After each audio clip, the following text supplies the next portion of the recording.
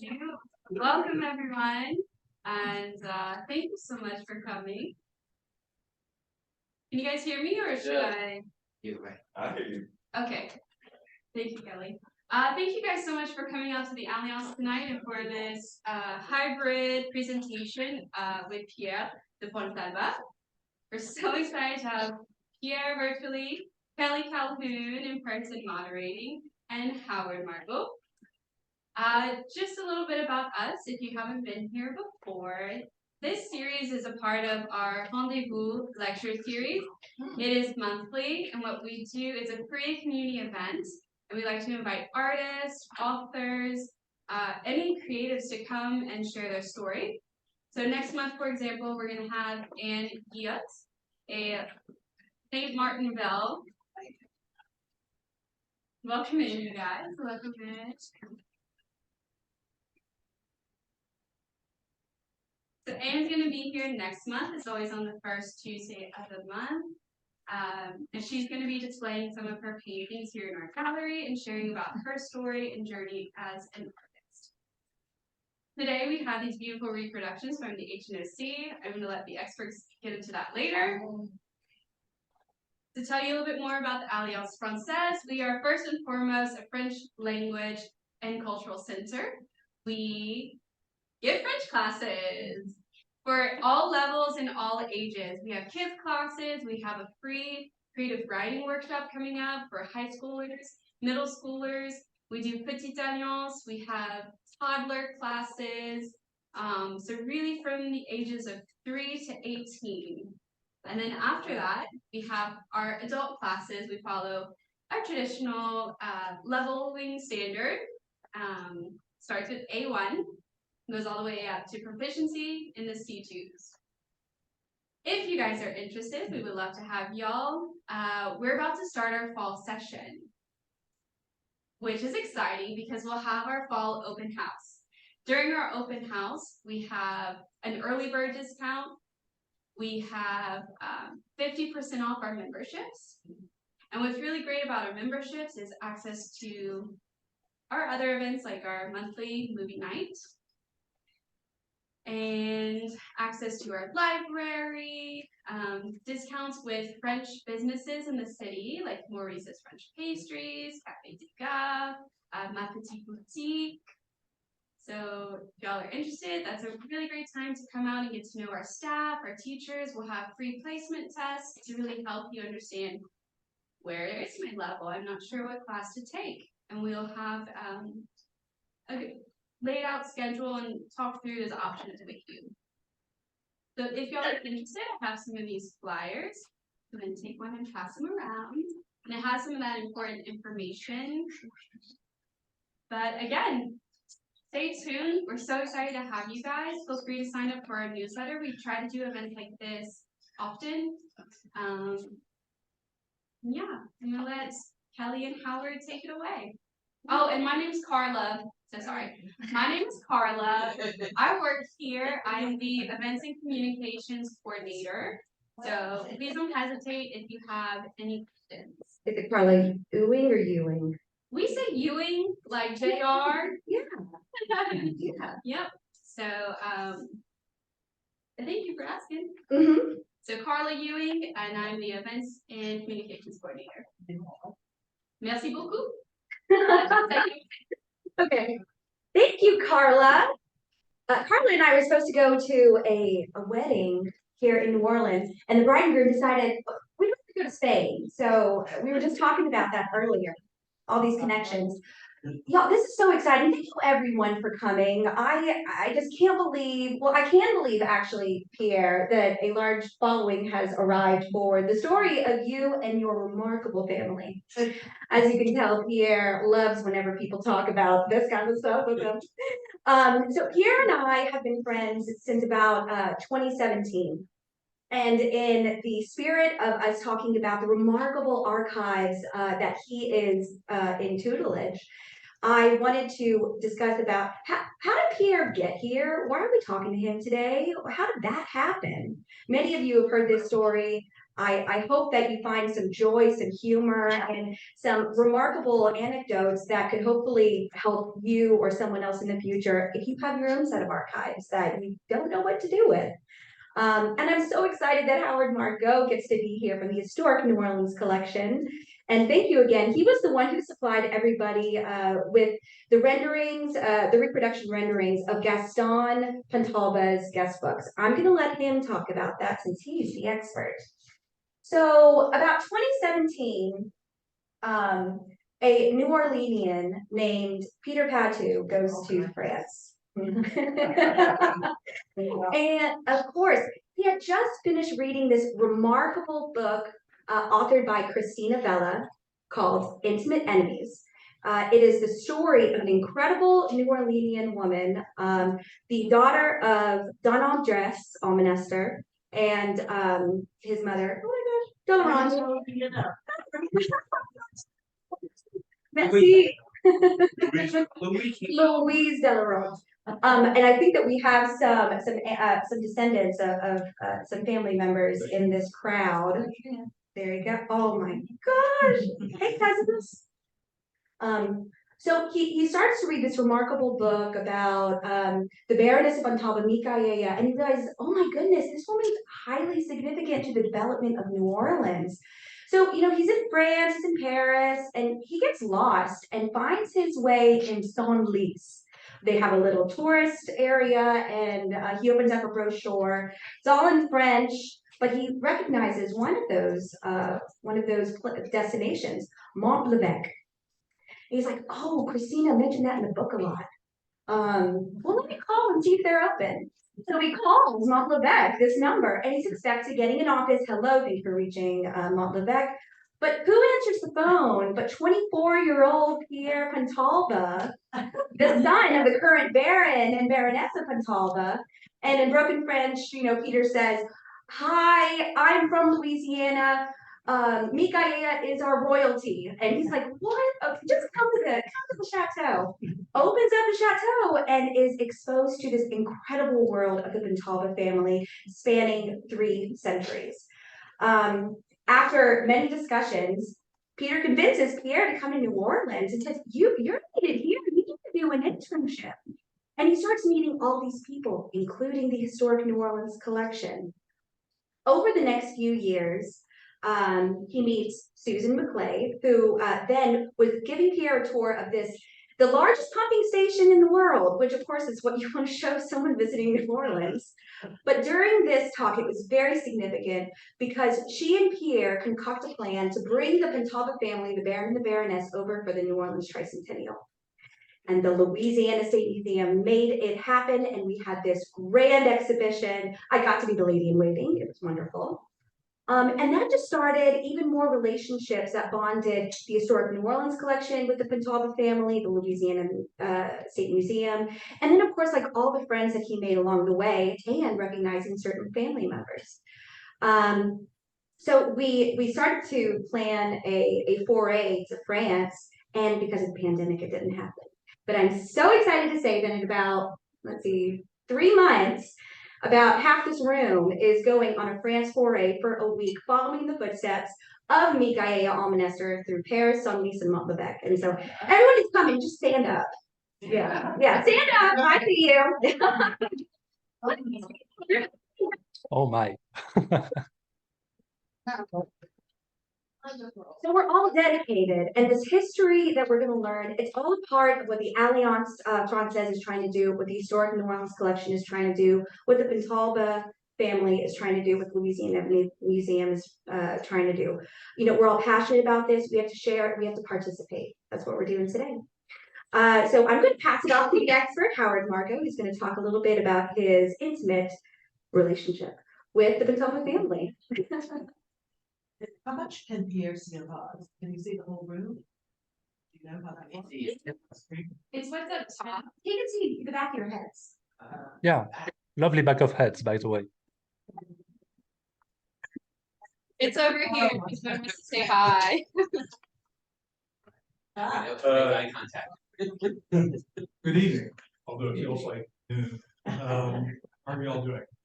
My name's Howard Margot. I'm a curator at the Historic New Orleans Collection. I have a short Peter Patu story, which is Peter and I were both at a funeral at the mortuary chapel some years ago. And after the funeral, people are filing out, and I didn't. He comes up and Jack and says, "Your wife's 12th or so cousin is coming to New Orleans in a few months. Can he be your intern?" Well, let's go back to the beginning. Good. And then he kind of told me the whole thing.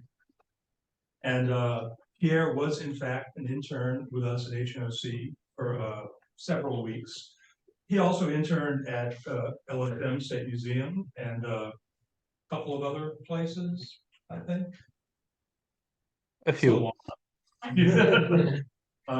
But he was as fine a French intern as we've ever had. We've had quite a few. Very efficient, very polite to our staff, which is not always easy. I'm just kidding. And toward the end of his internship, we got to talking about historic New Orleans architecture, which is sort of one of the hats I wear at HNOC. And he said, "Oh, well, my ancestor Gaston, Michael's son, did a lot of drawings of New Orleans when they were here in late 40s, 1850. So, well, that's fascinating. I'd love to see some of those drawings." He said, "Well, when I get back home, I'll send you some scans." He did. And I said, "Oh my God." I saw these things and they are a real treasure. They've got a few up here. These are reproductions. Because a lot of them were in an album, we couldn't show them all to the public. Yeah, voila. Yeah, and there are several books. That one is this one. Yeah. Wow. So you see, that one is about life size. These others are large. They're enlarged. So when we saw these things, it's like there are no photographs of New Orleans in those days and very few drawings. Well, there's 3 photographs. Pierre has those. But this is like a window onto that period of New Orleans history that we never had before. Slight caveat. State Museum did a show in 1955, 56. Wow. 6. State Museum did a show in 1956 with about a dozen drawings. That show was kind of lost, very few people remembered it, I guess. But we did a show in 2019 and the first few months of 2020. And these reproductions were from that exhibit. And it was very, very well received. Now, it helps if you're an architecture history nerd. Really helps. Not everyone is, but I think people can appreciate it, just the fact that this was like having a photographer going around the city taking pictures in 1850. And we know his drawings are accurate. How? Because a lot of the buildings he drew are still standing. Most of the buildings he drew are still standing. Wow. And so you can just hold the drawing up next to them and go, yeah, it's accurate, it's very detailed. So he also drew a lot of buildings that ain't there no more. And we can assume, based on everything else, that those are accurate depictions as well. So it's a real treasure for architectural historians. And all started with a chance conversation because Pierre was looking over my shoulder and it's like, "Oh, you're looking at some drawings." And we have some of those. Anyway, thanks to Peter and Fate, we got together, we put on the show, and my wife and I were able to visit the chateau in 2018, which was, yeah. I remember.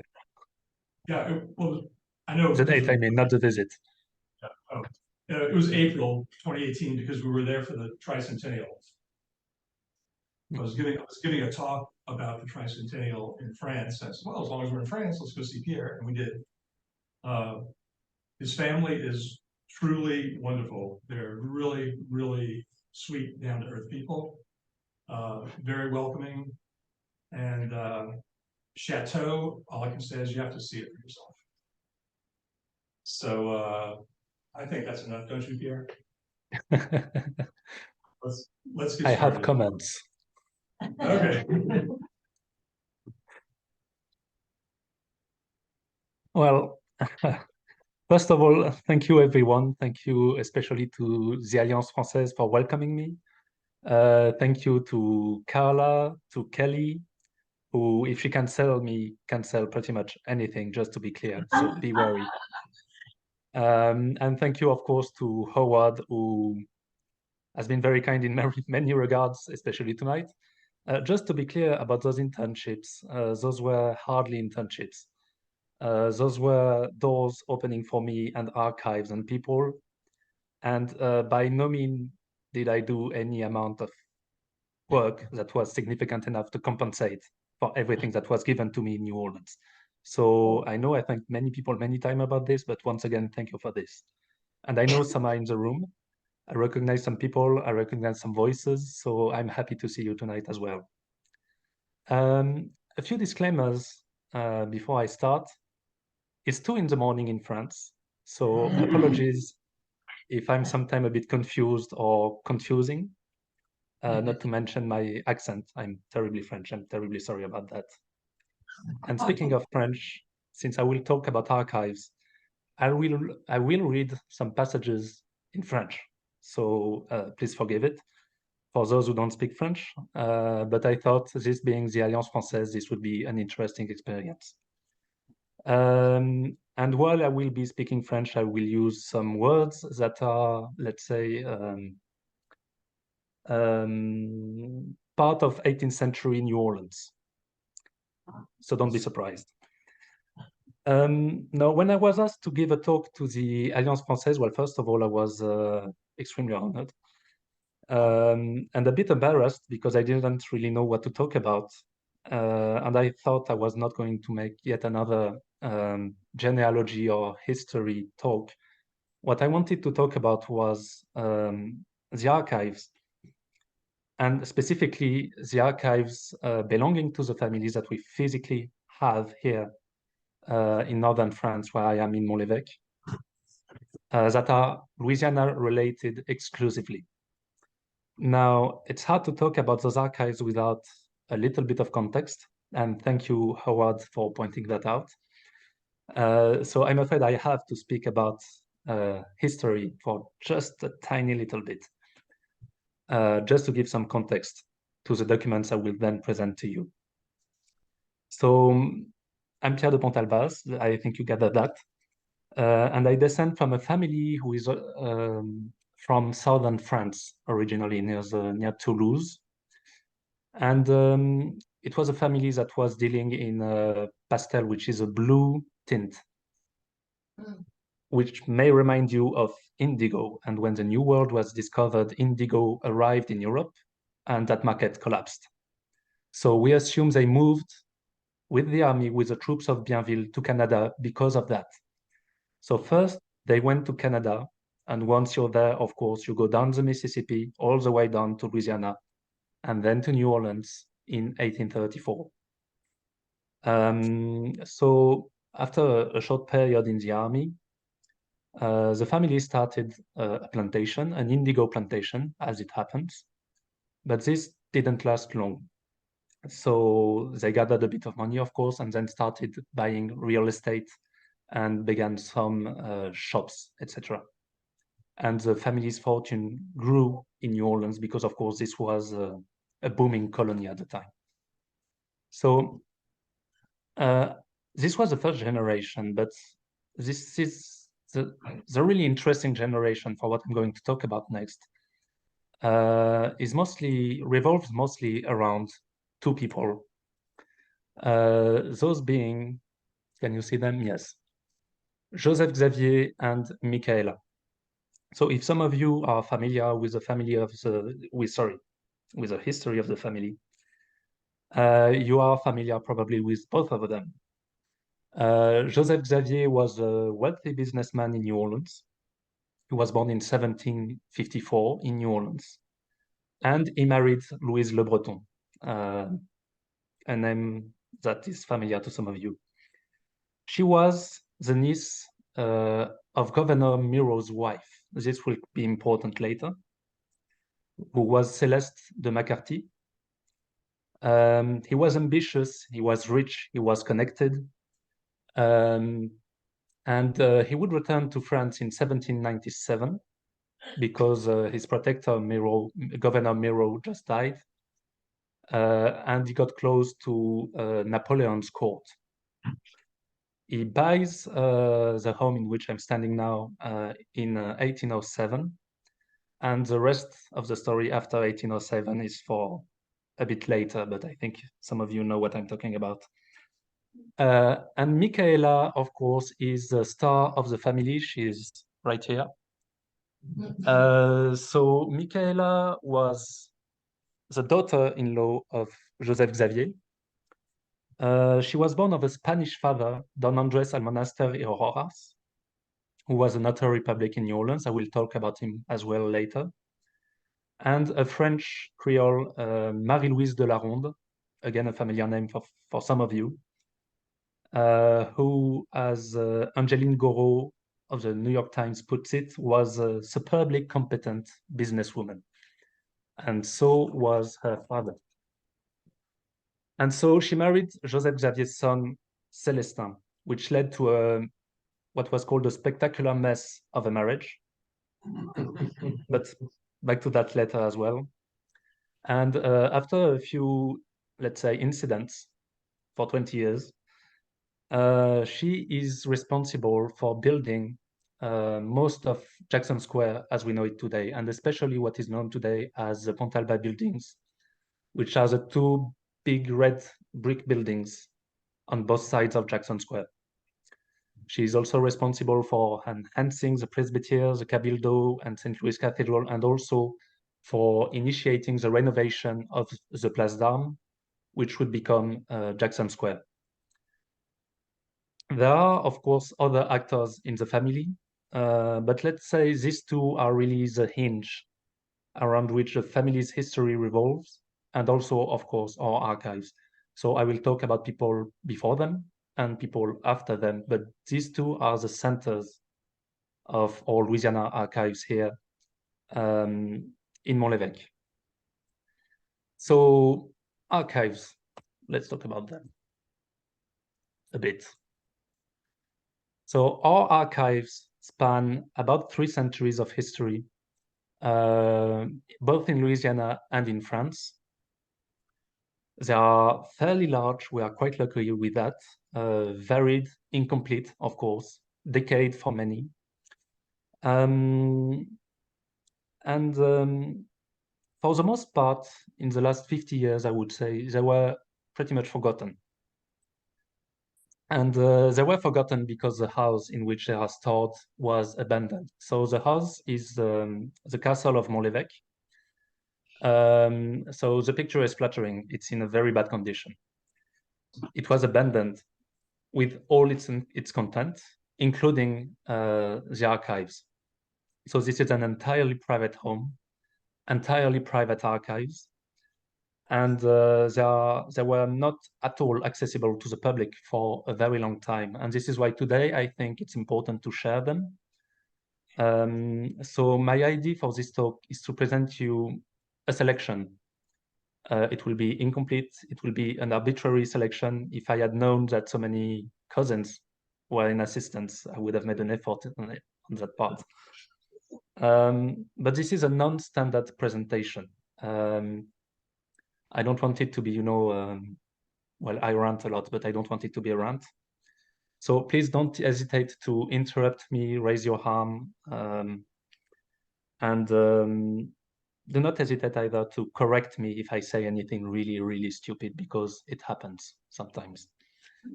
So, because I'm no historian, just to be clear about that.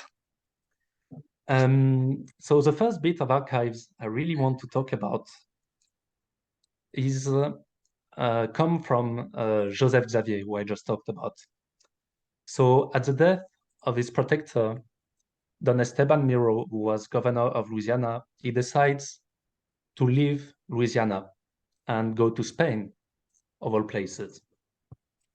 And this was around 1796. His wife left before him, and he had to spend about a year in New Orleans alone to take care of business before leaving. And he was madly in love with his wife, and so he wrote a ton of letters. So these are on screen. We are talking about, over the course of a year and a half, 500 pages of letters about absolutely everything, daily life, social life, economic, politic, everything, just a crazy compilation of information. And I'm starting with a bit of the best here because this is one of, I think, the most significant documents we have here, because this is a snapshot of New Orleans in 1796. And of course, as I warned you, I'm going to read a few extracts, which will be in French. So I'm going, of course, to give you a quick idea of what this is talking about. So, for instance, here, he's talking about the fear that the English would attack New Orleans in 1796. Here goes. Les nouvelles de la Havane nous arrivent. La guerre prochaine entre nous et les Anglais est prévue. On craint même, ajoute-t-on, que les Américains n'y prennent part. Si cela est, je crains bien que l'on ne m'ait pas accordé mon congé. Dans ce cas, tu consulteras ma tante pour savoir de quelle manière tu dois t'y prendre pour l'obtenir. Elle doit avoir un chargé de pouvoir à Madrid qui, je crois, est Monsieur Domingo. Tu pourras alors t'adresser à lui. So, out of fear of imminent war here, Joseph Xavier fears also that he is not going to get a permission to leave New Orleans and go to Madrid with his wife. And so he's using his contact, Miro's wife, his aunt, which didn't really work. He had a lot of ambition connected to his Miro connection, and they left him mostly frustrated, which would have probably an impact on his mental for later parts of his life. But he also talks about, again, daily life. So, for instance, here he talks about gardening. So, je suis jardinier plus que jamais, mon ami. C'est de toutes les manières de passer le temps, celle que je trouve la moins insupportable. Avec Augustin, quand il n'a pas de charroi à faire, Baptiste et Jean, je m'occupe de cultiver mon jardin. Je l'avais tout à fait oublié, mais en m'y promenant, j'y ai vu des choux paumés magnifiques, aussi beaux qu'en Europe, des laitues frisées d'eux-mêmes, et beaucoup de superbes brocolis violets. Déjà quelques petites assiettes de fraises. Je m'amuse à faire récolte le matin, je cueille moi-même, j'envoie le plus beau à ma tante Donnay, et je partage le reste entre mes amis. So, again, it goes back and forth between mundane and public affairs. And of course, for the botanically inclined among you, you may have some interest in the varieties of vegetables he describes. These letters also talks about many other topics, including, among other things, the 1796 yellow fever epidemic, slavery a lot, and such thing as transportation, real estate, building. It never ends. It's an endless source of information. A scan of these letters was recently donated to the Historic New Orleans collection. I do not know yet if it is available, but it should be easily accessible to the public through internet, hopefully soon, but Howard knows better than me about this. Howard, do you know about that? They're not online yet. Not online yet. Well, There's no rush. They waited 300 years. All letters Like are, 200, 230. that's a lot. Why did you take it? Yeah. Yes. So after returning to Spain and then France, Joseph Xavier got close to the court of Napoleon. The reason for that is that he was Creole, and the Creole people were very welcome because Josephine, of course, was very close to Creole culture. And whoever was Creole in Paris at the time would have access to Napoleon's court. And as you know, Napoleon had a special interest in New Orleans and Louisiana. And so Joseph Xavier would write a memoir on Louisiana for Napoleon. And this was in 1801. And of course, the Louisiana Purchase would happen only 2 years later in 1803. So the family's legend says that Joseph Xavier is responsible for the Louisiana Purchase. I don't know if that's true. It probably isn't, but maybe he had an impact. And at any rate, he gave a pretty interesting view on Louisiana in general, both for its potential, but also about the difficulty France would have to keep it. So among other extracts, he has some observation on the layout of New Orleans, here on the screen in French. So he says, le plan de cette ville est assez régulier. Les îles et les rues sont bien alignées, mais elle est placée sur une cyprière dans un lieu marécageux, malsain pour la santé. Les eaux croupissent, l'air se corrompt et gâte le sang des personnes qui le respirent. Les rues sont trop étroites avec les îles, ainsi les incendies y seront toujours fréquents.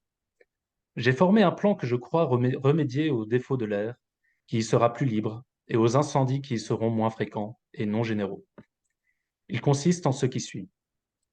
So here it says basically that New Orleans is built on a swamp, which was a bad idea because, of course, it means sickness, but also that everything is built too close together, which he believes would eventually lead to a fire.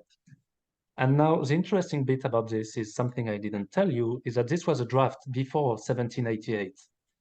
And of course, in 1788, in New Orleans, a special event happens, which was the Good Friday fire. And so this draft, which he made for another administration, turned out to be true and was eventually used, but of course differently, for the final memoir, which landed on Napoleon's desk. And in this memoir, he describes some of his fears about the change in ownership of Louisiana between Spain and France. Most importantly, he's afraid that at the time of the Spanish rule, if Louisiana was to become French again, slavery would be abolished, which would be an economic catastrophe, in his opinion, which was a classic argument, of course, especially in the context of the fear after the revolt of Saint-Domingue a few years earlier. So he says, presque tous les Louisianais sont nés ou originaires français. C'est avec la rage dans le cœur qu'ils ont cessé de l'être, et quoique la domination vraiment paternelle du roi d'Espagne ait, depuis une honorable catastrophe, fait leur bonheur, quoiqu'elle les ait garantis des désastres qui ont dévasté Saint-Domingue, c'est avec enthousiasme qu'ils redeviendraient français s'ils n'avaient pas de crainte sur le régime qui s'établirait chez eux par rapport aux nègres. Leur liberté détruirait toutes les fortunes, anéantirait tous les moyens et ferait présager les plus grands malheurs. La Louisiane ne peut pas se passer de la traite des nègres. Les chaleurs excessives pendant les 5 mois où se font les plus forts travaux ne permettent pas aux Blancs de se livrer par eux-mêmes à la culture des terres et rend l'emploi des Noirs indispensable. So the interesting bit about this passage is that it expresses a few things. First of all, that the Spanish rule in New Orleans was extremely well accepted because Spain was a good ruler, basically. And so French were happy with Spain, but they would be happier with France, he says, except, of course, for the abolition of slavery.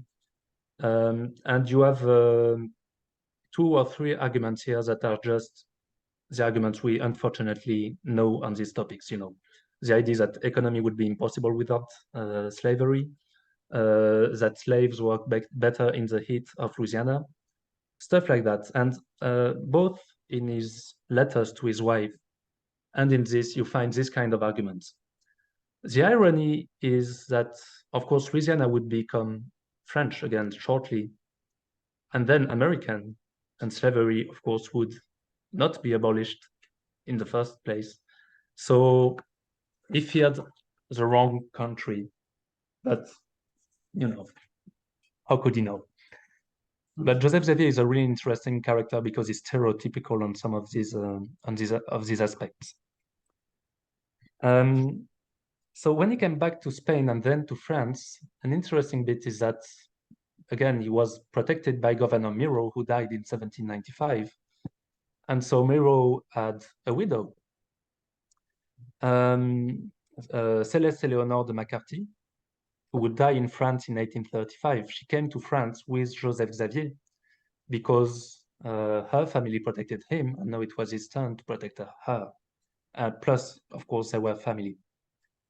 And she brought with her many of her later husband's papers. And this leads to an interesting situation where we have a full stash of archives from Governor Miro. And much of these archives are administrative archives, which I strongly believe come from the Cabildo. So the fact that they landed somewhere in a remote part of northern France is a bit absurd, but it's interesting to think about how they got here. You know, archives administration, I guess, wasn't what it is today in the 18th century. So, of course, I think most of you know Governor Miro, but real quick, he was a governor from 1785 to 1791 and returned to Spain just before dying. He's mostly known because he had to deal with a Good Friday fire in 1788 and had to rebuild the French Quarter in a more fireproof way, let's say. And he also prevented the installation of the Inquisition in New Orleans. And that, of course, means he had dealings with Père Antoine, Father Antonio de Sedela. And in his archives, all these topics are covered. Unfortunately, these archives are in Spanish, and I don't speak a single word of Spanish. So first of all, I'm going to save you reading one in broken Spanish. And second, I simply don't know what they contain, truly. So we have enormous archives from the Spanish administration of New Orleans. We have no idea what they contain, so hopefully someone will study them someday. To give you an idea, this is about a fourth of them right here, this pile. Another bit of Spanish archives we have is from the father of Micaela, Don Andres Almonaster. He was born in Spain in 1728. And he was a notary public in New Orleans, which was a very, very interesting position because you had access to all real estate knowledge before everyone else. You were one of the person who would decide how the city was managed. And after, again, the Good Friday fire in 1788, he profited immensely from his position, bought land at very low prices because everything was destroyed and rebuilt upon them. But he is mostly known, apart from his fortune, for being a philanthropist. Some would say with philanthropist with interest, but who can judge? And mostly he worked on the Cabildo, the presbytery, rebuilding them after the fire. The same for the cathedral. He built the charity hospital, a school, a chapel for the Ursulines, a leper hospital. But mostly his legacy is rebuilding, or at least having a heavy hand in rebuilding St. Louis Cathedral after 1788. And it granted him a few honors, of course, including the one of being buried in St. Louis Cathedral, at least in the first time. which obviously means, again, a lot of archives, because when his daughter came to France, she brought his archives with her. So on the right of the screen, you can see the first page of his testament, sorry. And again, you'll notice it's in Spanish. So here too, I don't know what there is to say. Apart that, I can recognize some signatures. So we have signatures from Cedella, Galvez, Almonaster himself, of course. And so again, fascinating archives probably that have never really been studied by anyone in the family and presumably elsewhere. So all of this to say, our archives, extensive as they are, we don't know them that well. And we can't really know yet what they truly contain. So it's a work in progress, but I'm not giving this talk for nothing. Maybe some of you are interested. You'll let me know. After Michaela came back to France, after this wedding with Joseph Xavier's son, Célestin, she had a very, very, very, very difficult marriage. This was a business marriage. Her fortune was immense, thanks to her father. And, well, mostly it was a father-in-law that was a problem, Joseph Xavier. He wanted to control his daughter-in-law's fortune. But she was born, remember, in New Orleans. She had a Spanish father and a French mother. She grew up in America. So the idea that French law should apply to her was pretty much unacceptable. A woman in France at the time was a minor under the authority of her husband. But she wouldn't let that happen. And so for 20 years, she fought with her family-in-law, and she was ostracized in Mont-l'Evêque. She was perpetually humiliated. Her life was impossible in France, so much so that eventually, in 1831, she fled simply and purely France to go to North America. And just to escape her family, she left her children behind, she left her husband behind, she left everyone behind and went to New Orleans. And she wrote a memoir later describing this trip, in which she describes, most importantly,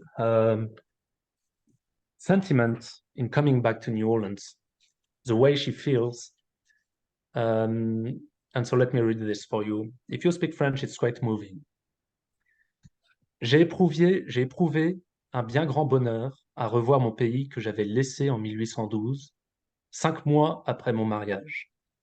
Les nègres qui nous ont mené le pilote à bord m'ont fait pleurer comme une enfant, de l'émotion que j'éprouvais de revoir ces noires figures. L'on a raison de dire que les souvenirs ne s'effacent jamais. Je ne puis exprimer ce que j'ai ressenti à revoir cette Nouvelle-Orléans où j'avais passé ma jeunesse. Le plaisir que j'ai éprouvé à me voir entouré de ma famille, rien selon moi n'est comparable au bonheur d'être ému. So basically, after 20 years of being hated in France, two things really move her. First of all, being loved by the families that she still had in New Orleans. But also, quite interestingly, she says that she's moved to see people of color. And of course, you have to put yourself in a perspective. People of color was not something that was common in France. And so coming back to New Orleans, it was the first time in about 20 years that she saw them, and it was his first contact with them because they were the first people to come on board to bring a pilot so the ship could come to port. And so she describes really strong feelings in this letter. And the rest of this memoir is about the rest of the trip she also did in North America. She went as far as Canada, she went to Washington, she went to Cuba, and she describes all of this in some details with many obscured parts, which led to a lot of rumors about, you know, affairs and things like that with various people. Because, of course, the family was furious that she left, so they started rumors about her. And she was forced to come back to France that same year under pretense that she had abandoned her house, which was illegal for a woman at the time in France. And so the tribunals told her, if you don't come back to France, your children will be taken away from you and all your possessions in France. So she came back, of course, and it didn't go well from there. Her relationship with her family-in-law was worse than ever. And eventually, Joseph Xavier, infuriated with her resistance, on the morning of October 1834, came to her bedroom armed with 2 dueling pistols and shot her several times. She was gravely wounded, left for dead on the floor, and Joseph Xavier would, on the same day, shot 2 bullets in his heart and die. However, she survived, and being the victim of this assassination attempt, would finally start winning her trials against her husband and her family-in-law, which means she was gaining back control of her fortune, control of her life, control of her children also. And after a few years of getting back on track, getting most of her health back, she starts thinking about New Orleans again. And in 1844, she sends a letter, probably to a Le Breton cousin she had in New Orleans who was managing most of her business, but we're not sure. And she describes her vision for Jackson Square. So on the left here, you have Jackson Square as it looked before Michaela came to New Orleans. So it was still the Spanish cathedral that her father had rebuilt. And you don't really see the cabildo, the presbytere, and the 2 flanks of the square, but you can tell that it looked very different. Both sides of the square were mismatched houses, derelict, that were bringing very little rent. People tended to flee the center of New Orleans for the expanded area. The Place d'Armes, which was the name of Jackson Square before it was Jackson Square, was a mud field, according to some accounts, with overgrown cypresses. And this wouldn't do. She owned, through her father, both sides of Jackson Square, and she wanted to transform them. And she wanted to transform the city with them. So her idea was, as she describes in the letter, to create shade, to create shops, and to create, most importantly, something beautiful. And so this is what she writes, again in French, sorry for those who only speak English.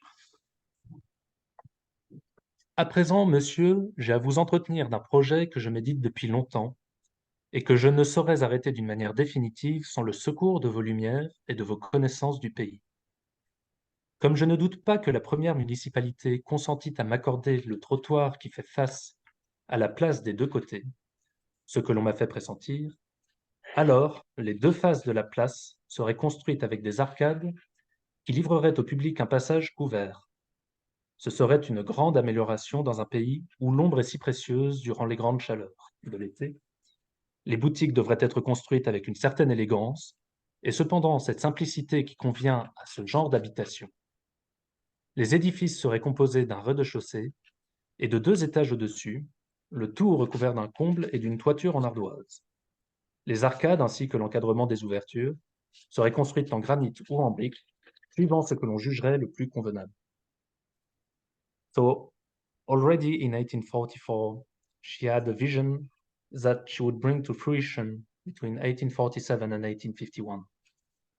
Because this is when she went back to New Orleans for the second and last time to build the Pontalba buildings which flank Jackson Square. So this elevation plan is, we're not sure exactly when it was made. It's dated 1850, but we're not sure it's perfectly accurate. I think it describes more the date of construction. but it is accurate to what exists today. This is a beautiful document. I can't, unfortunately, show you the original because it's a bit large. And I know if I try to unroll it in front of the camera, Howard will send a hitman after me for not doing it in proper condition. Howard, show So- everybody the production in front of you. Yeah. Let's take a look at this. The original is about this wide. Yeah. Feel free to take a look at it. That's Later. correct. Yeah, that's great. But one important thing to mention is that this document was sent in New Orleans for the HNOC exhibit. And it was magnificently restored because it was in a really bad condition here in Mont-l'Evêque.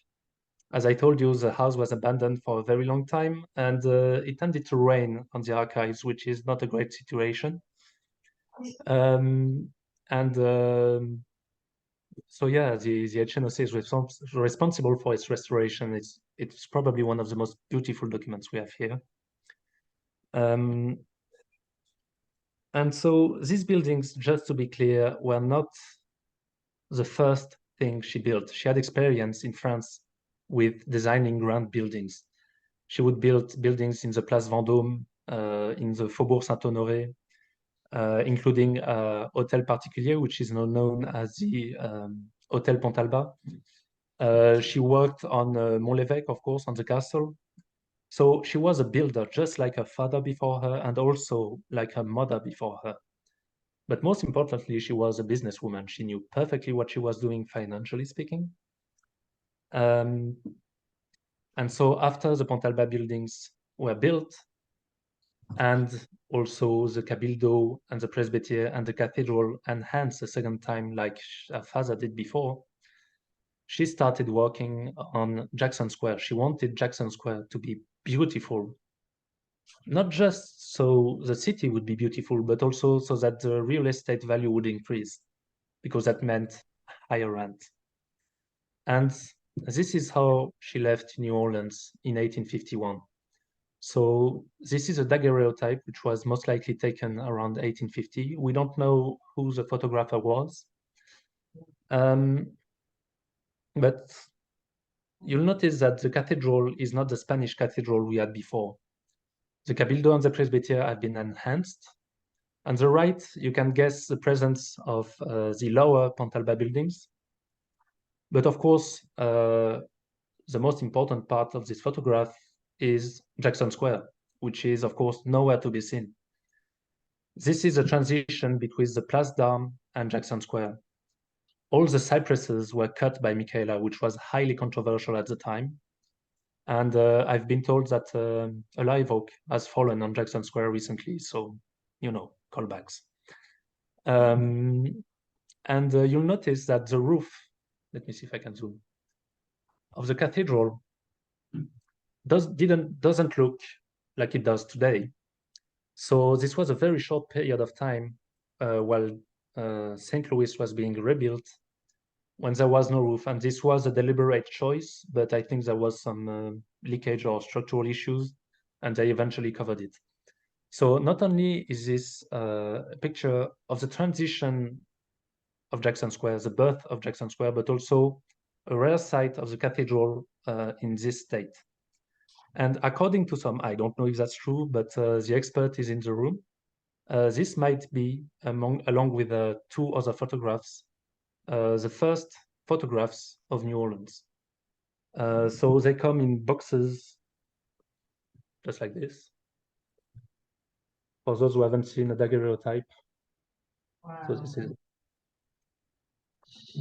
So very fragile documents, and again, they've been restored thanks to the HNOC, to whom we are extremely grateful for this, because we love our documents. We are not the greatest caretakers, so it's good to have people who know what they're doing. We'll have to talk about if someone comes across a daguerreotype in their archives, what the telltale signs are. We'll have to. Sorry, I can't hear you very well. I'm sorry. You were I saying? have a question afterwards. Yeah. Oh, okay. Michaela didn't go to New Orleans alone to work on all of this. She went with her son, Gaston. And of course, so Howard told you about him. He was, you know, he had a golden youth. His mother was rich. He had time to do pretty much what he wanted, and what he wanted to do was being an artist. So he was a drawer, he was a lithograph, he was a sculptor, and he went with his mother to New Orleans, in part so he would travel, but also to be her secretary. And he was discovering a new country, drawing everything he saw, just like Howard told you. So on your right, I think he told you you have views of Levy Street, in which you can see in very delicate details, you know, the shop names, what they would sell, scenes of daily life. And as Owa told you, everything is presumably accurate to the last minute detail. So, of course, these are fascinating documents for the great buildings we all know, but also the modest one. So, for instance, also on the right, you have our house, which is at the intersection of Burgundy and Orleans, if I'm not mistaken, in the French Quarter. Correct. And on the left, you have a portrait of Jenny Lind. I'll come back to that later. We'll talk about Jenny Lind later. Canal Street, which he drew because his very close friend Klein, Eugène Klein, was living there at number 10. And the Habitation Lacroix. Lacroix were business partners of the family. And when the heat was becoming unbearable in New Orleans during this time, Gaston would go either to Pascagoula, Madisonville, or in France plantations away from New Orleans, because the yellow fever at the time was still a thing and everyone feared sickness. But while Gaston went to the countryside, Michaela did not. She wanted to be as close as possible to a project.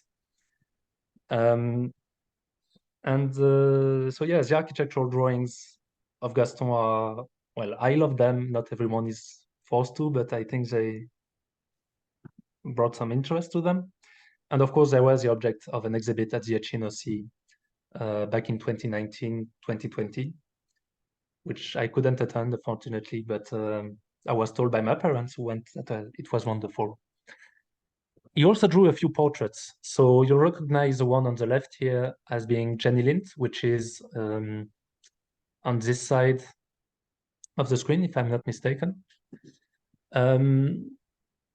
He drew, this is an illustration of how he drew, you know, both extremes of society. So Jenny Lind, for those who don't know, was called the Swedish Nightingale. Nightingale? Yeah. Sorry. She came to New Orleans in 1850. She was an opera singer, very famous one, very successful one. She had ties with Barnum, the famous Barnum.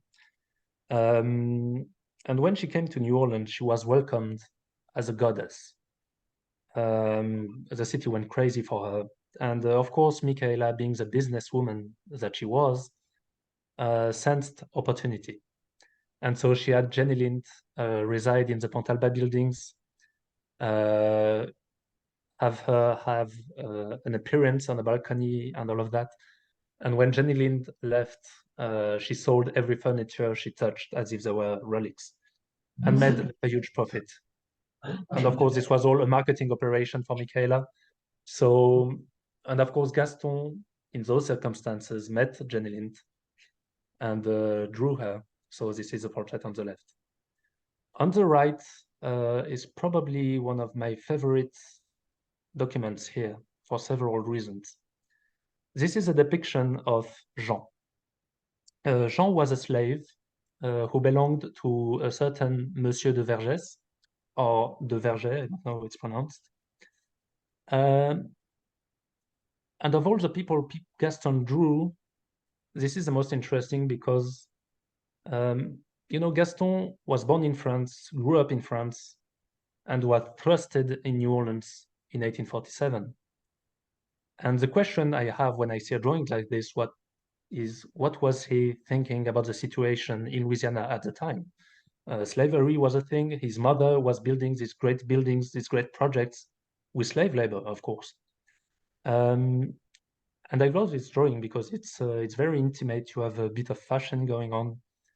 But most importantly, this man is named and we know who he belonged to at the time. So my hope for this drawing is that someday, with the few information we have, we can figure out exactly who he was and maybe who his descendants were. And hopefully, this is one of my dreams at least, give them, this family, this drawing of presumably their ancestor. So this is a work in progress. Of course, slave genealogy is, as some of you may know, extremely hard. But yeah, so Jean, portrait of Jean next to Jeanneline, the two extremes of society in New Orleans, at the time, both drawn by Gaston. We have, unfortunately, very few documents about slavery in the family. I suspect there was a bit of shame going on at some point, and that the archives were expurged, some of them. So, of course, now we try to preserve them a little bit better. And yeah, two extremes. And after this trip, everyone went back to France in 1851, leaving behind the Pontalba buildings, Jackson Square being transformed, and of course, a huge stream of revenues. This was the golden age of the family. They mostly lived between Paris and New Orleans. And when Michaela died in 1874, the family fortune collapsed. And most importantly, two generations died at the same time. Michaela and two other sons, Gaston, a third son died in 1875, and a second son died in 1877, which means there was a great loss of memory in the family, a great loss of transmission. And the archives, for the most part, I think, started being forgotten around that time, except for one exception, and someone in the room knows what I'm talking about. Because at the end of the 19th century and the early 20th century, a great-great-granduncle started working on the family's archives and produced a vast quantity of secondary archives, copies, research, and most of the family's memory was kept thanks to him. That man was Howard de Pontalba. And in the room with you is someone who knows who I'm talking about, Mickey Pfeffer, who can manifest herself if she wants, but I won't force her. She's here. Hi, Mickey. Pleasure.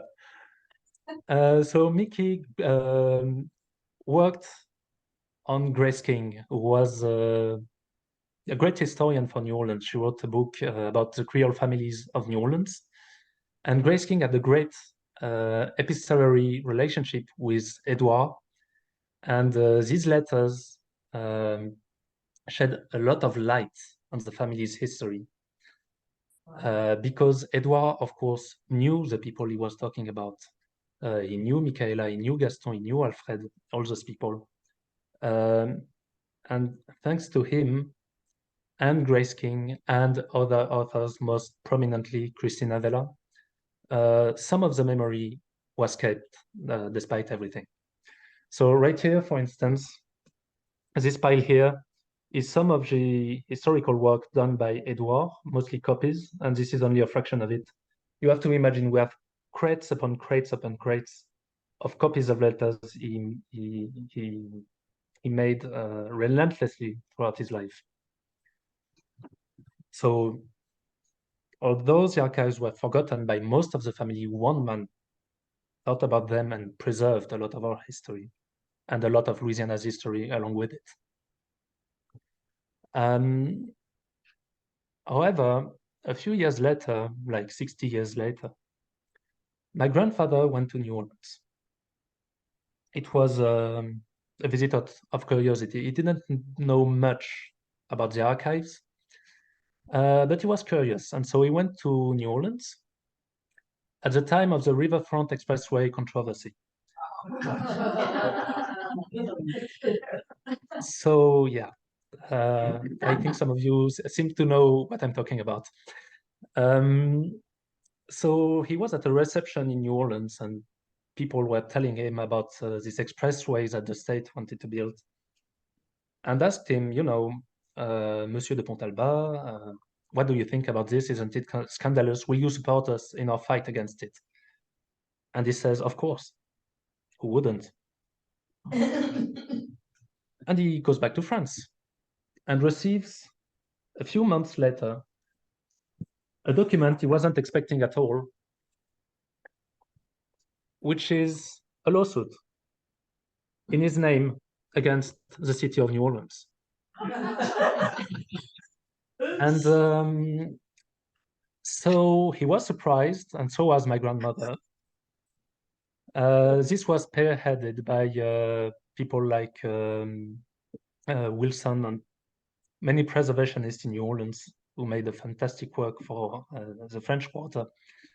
But my grandfather played the part, and so he wrote letters to the Ministry of Culture in France, wrote letters to the United States. I don't know exactly what role he played in the expressway being taken down, but he really, really tried to involve himself in this debate. And now, when you have a lawsuit like this between a French guy who comes from nowhere and the city of New Orleans, you have to justify it somehow, because it seems a bit weird. Who is this French guy who comes to New Orleans to sue the city?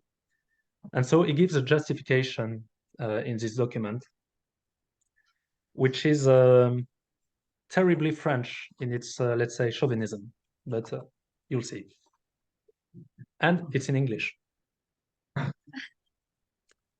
During a trip which my wife and I made to New Orleans in April 1965, we were informed of the elevated expressway which the city and state authorities looked forward to constructing along the Mississippi.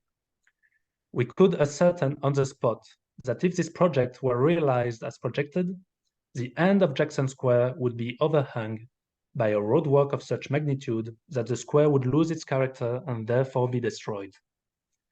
It might appear surprising that French travelers should intervene in an affair which seems the exclusive concern of American authorities.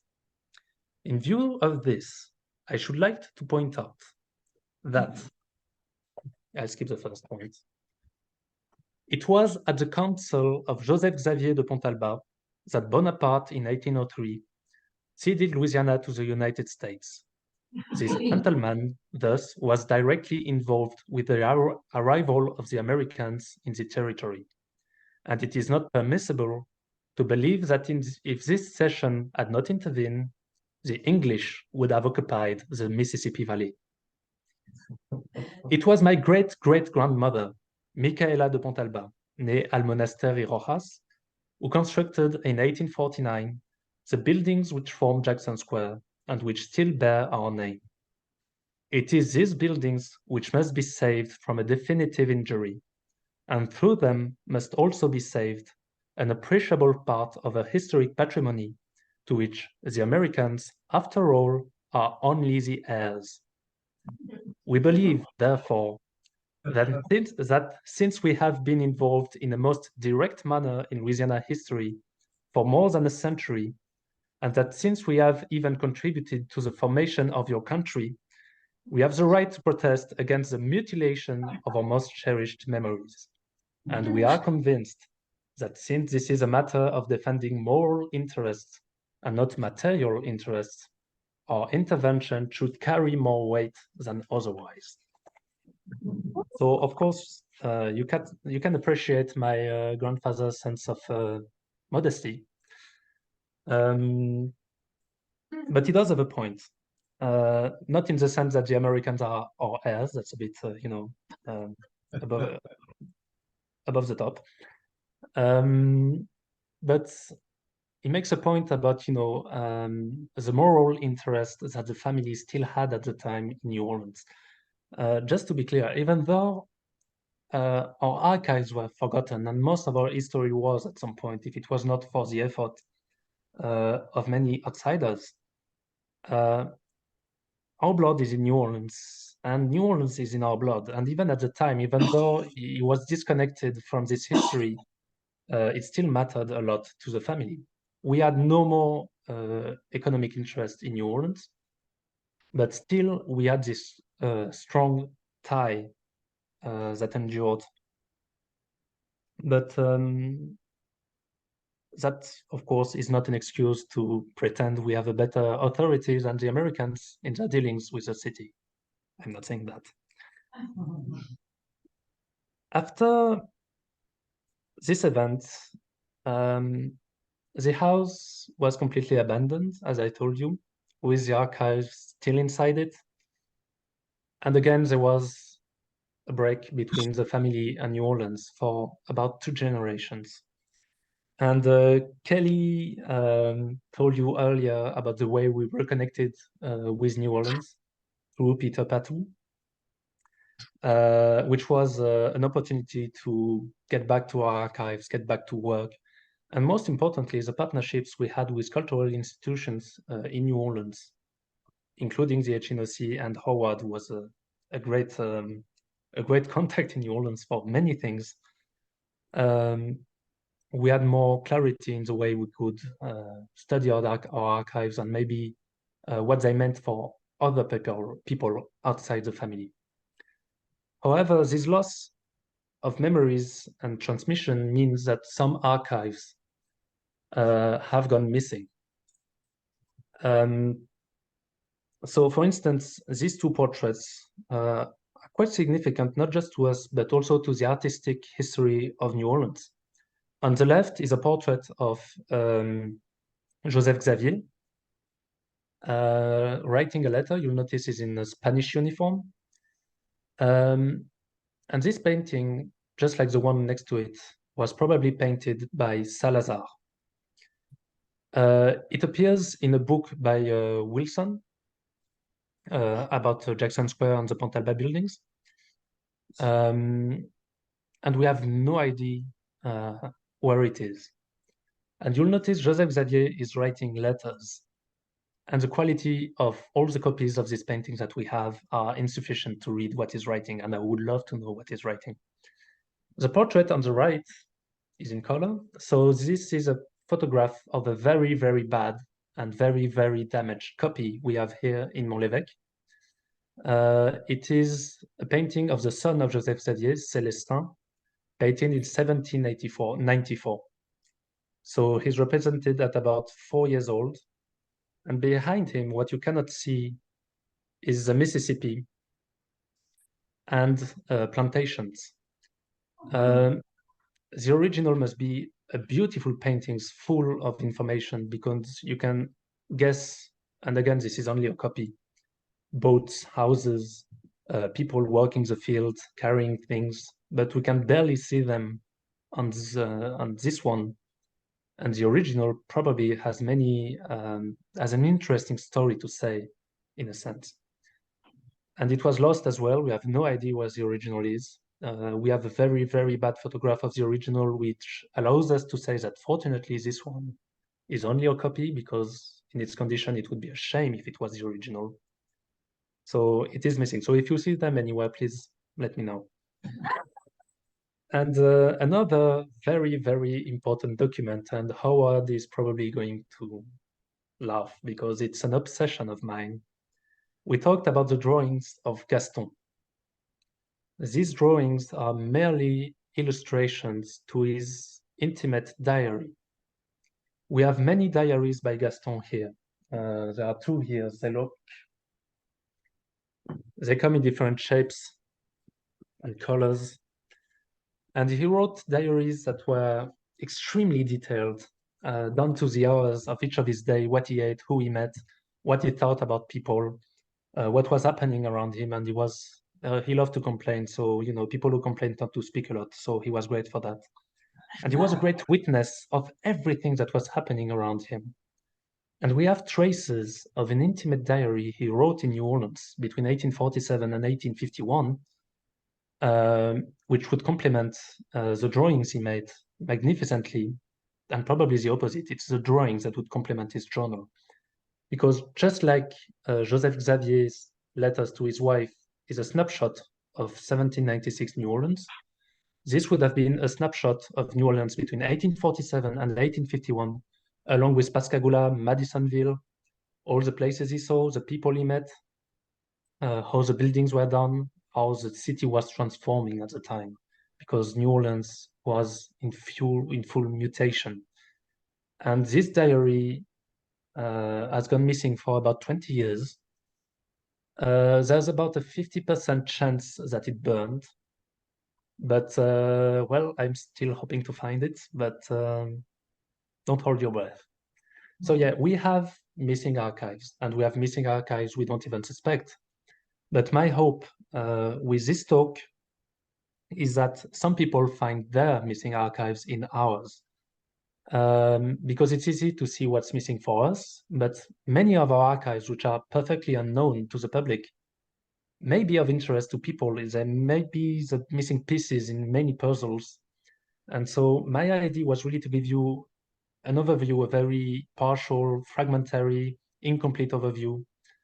But just to let you know, we are open for business as far as archives are concerned. And I insist that all of you who work with archives, first of all, make sure they are known. And second of all, please take a picture of this. You can contact me at any time.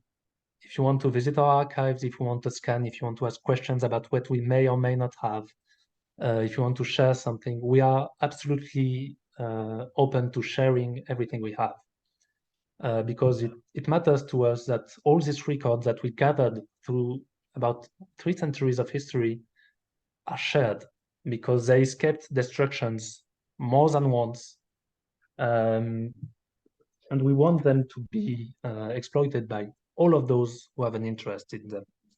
So never hesitate, if you come to France, to come to Mont-l'Evêque. Our doors are wide open to anyone from Louisiana. I understood that some of you will come in October. We'll have dinner in this very room, and it will be a pleasure. And for the others, never hesitate. And with that being said, I'm open for questions when you have taken this in picture. And thank you very much for your attention. I hope it wasn't too chaotic.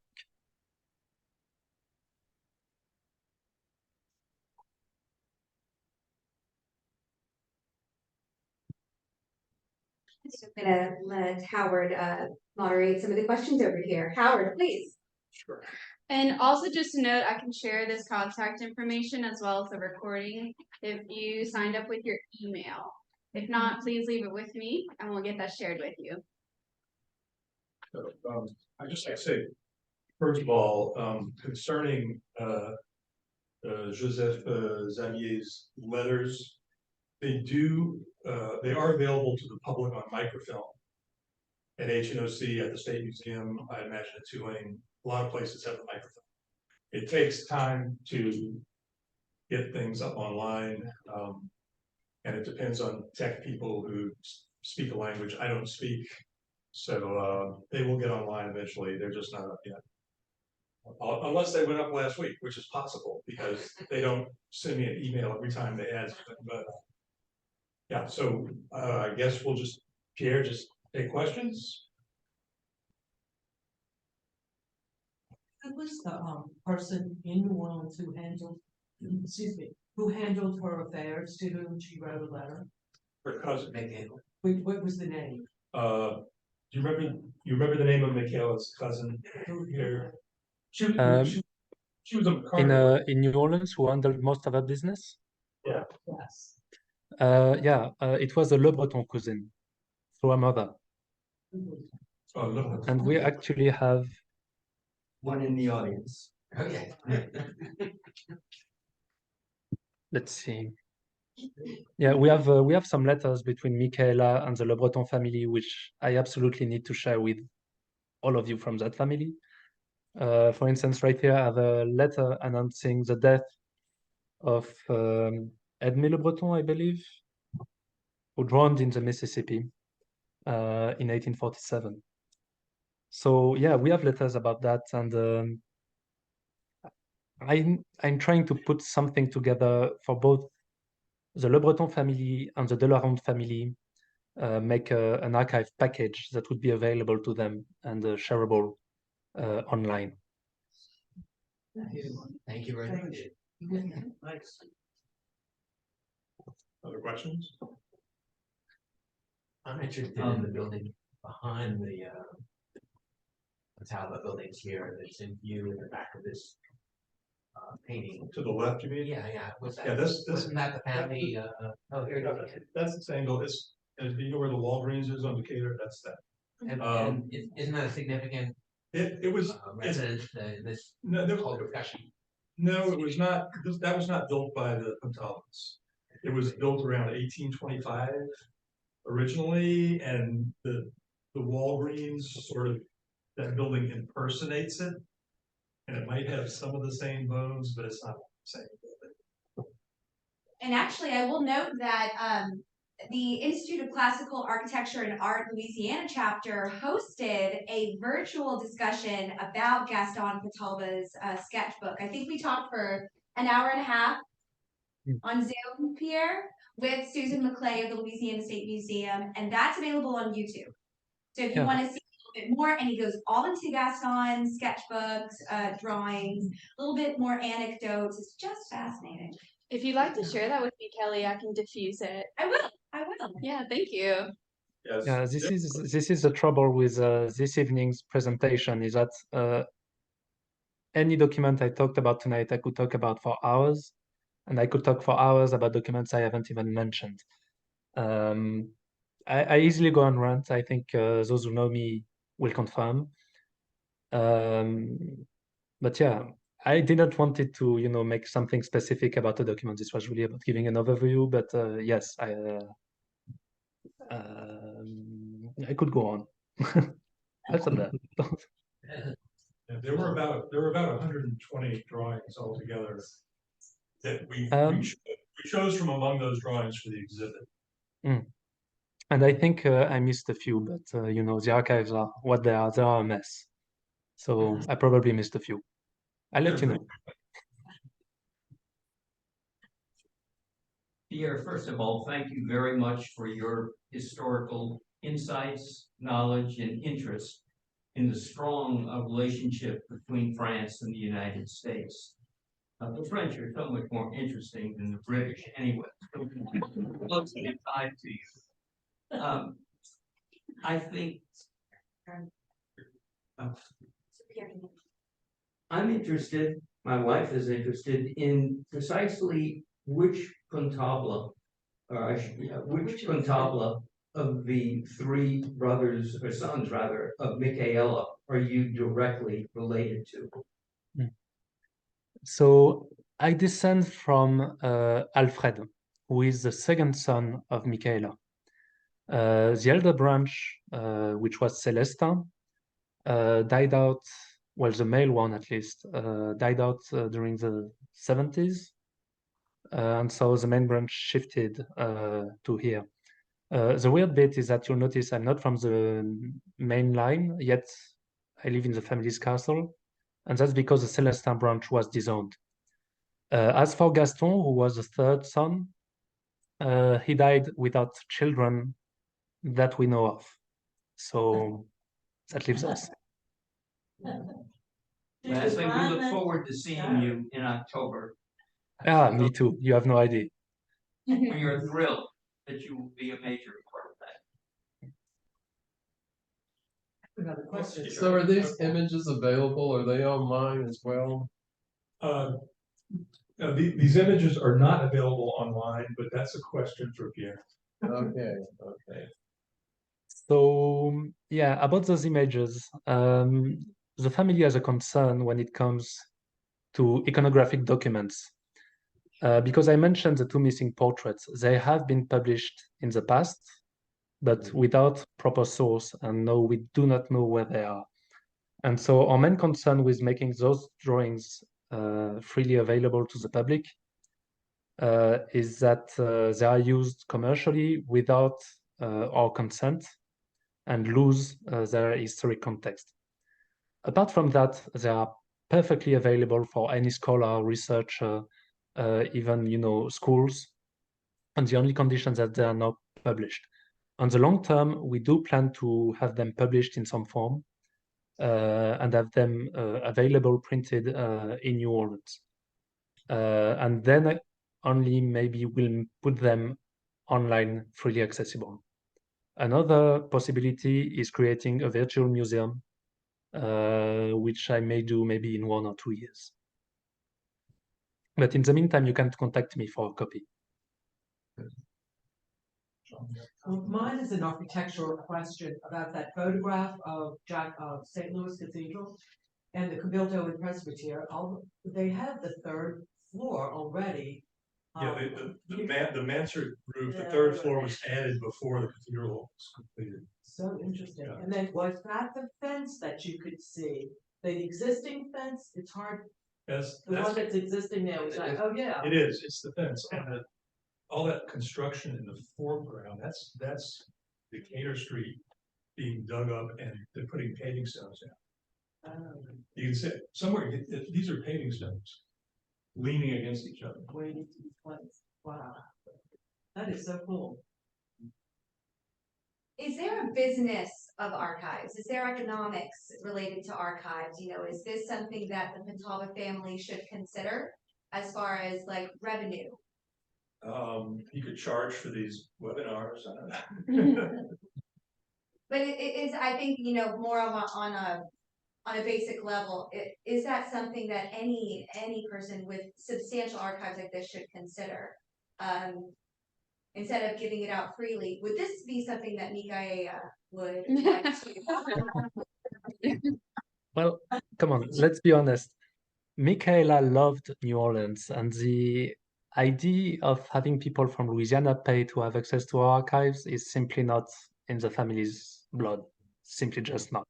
So no, it's not a business. It never will be. And how long did she hold on to the places in the Place Vendôme? Well, I'm not actually sure. A lot of the family's properties were lost when she died because her son Celestin pretty much lost the family's fortune through gamblings and really, really bad investment. So she had to sell off her hotel in Faubourg Saint-Honoré, much of her property, just so that the other sons would have something left in the will. However, Celestin, you know, his debts were cancelled through the selling of these buildings, but in return, he was disowned fully of the rest. So when exactly they were sold, I'm not entirely sure. For the Place Vendôme, at least. Is everyone here aware that the U.S. Embassy in Paris is Mikaela's building? Yes, we all know that. It's a very learned crowd. We came prepared. That was wonderful, thank you. Magnificent. Please do it again. Not today.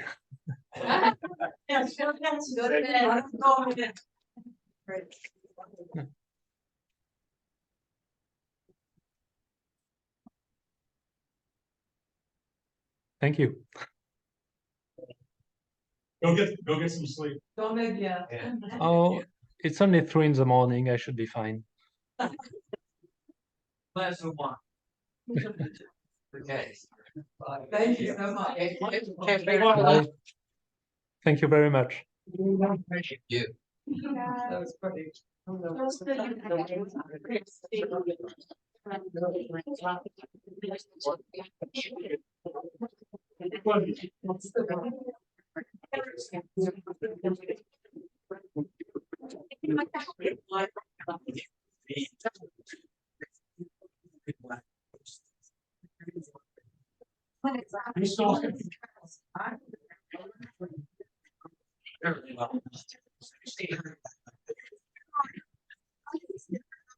Here, right here, you can say hi.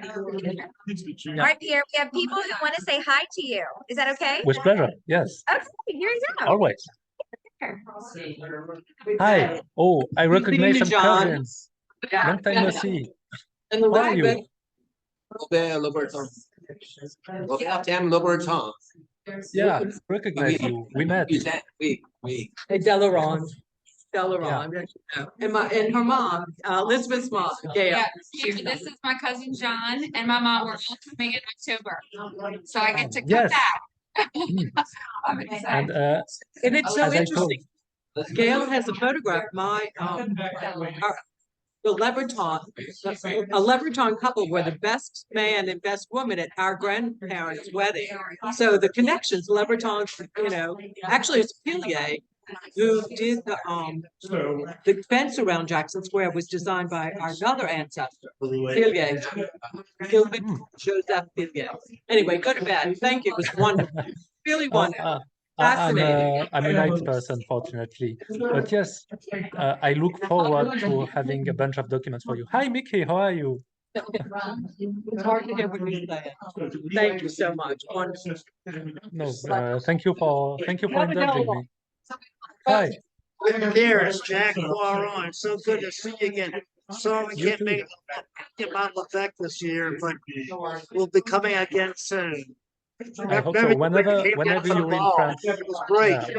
whenever you're in France, drop a line, and the door is open. And again, I'm preparing something for both the Delaronde and the Le Breton. Good memory, man. Yeah. Jay. Pierre, thank you for your historical perspective. We so look forward to seeing you in late October and dining with you.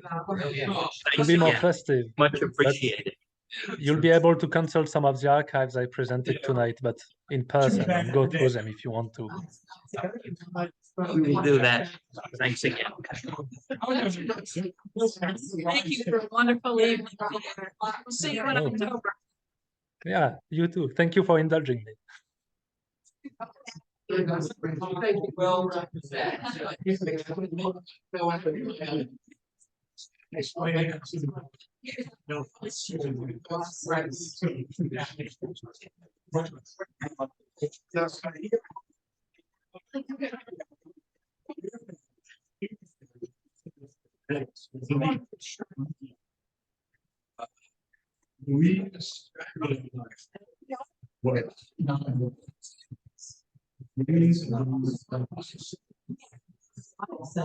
each other.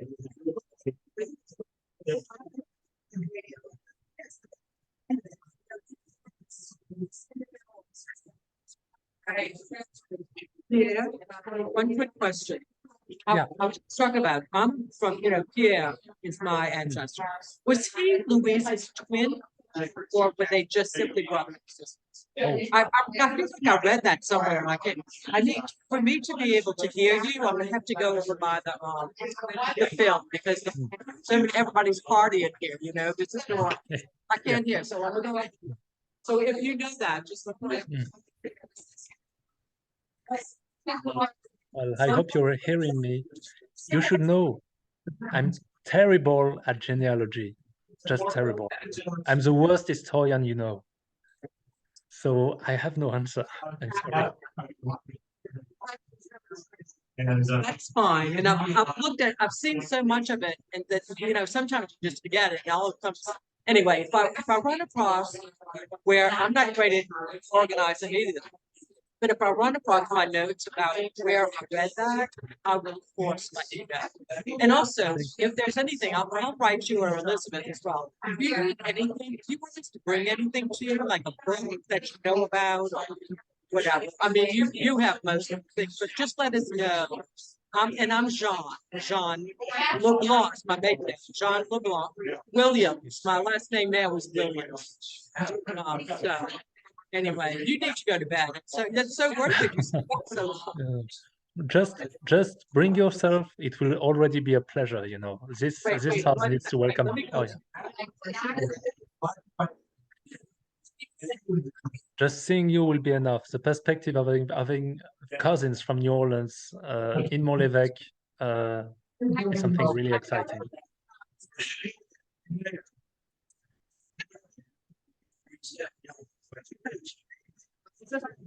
Because I was the year that the historic New Orleans collection came there in 2018, I guess. 17, anyway, my mother had just died. And I just was not in, I completely forgot about it, you know, anyway, I missed that trip, so I'm really thrilled that I'm coming. So we'll see you there. Take care. Yeah, Thanks me a lot. and I know, you'll see the originals. that's, wow, that's amazing. Amazing. Hopefully, I hope his letters, his diary shows up somewhere. But I hope so too. It's an obsession of mine. that'd So be fabulous. I hope. Yeah, All right, take care. Thank you. thank you. You too.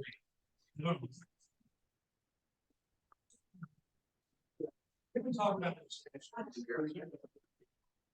That, yeah.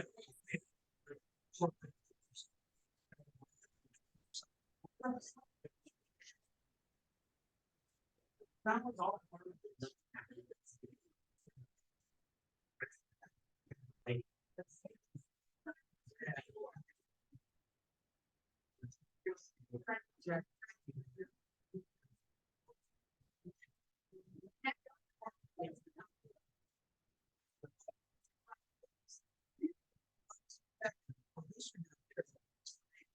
Actually, around the back here, actually, the next place.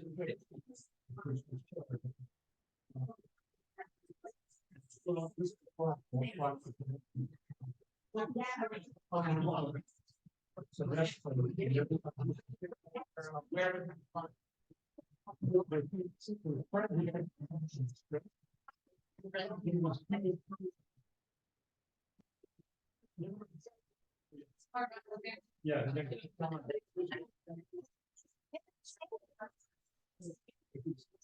Yeah.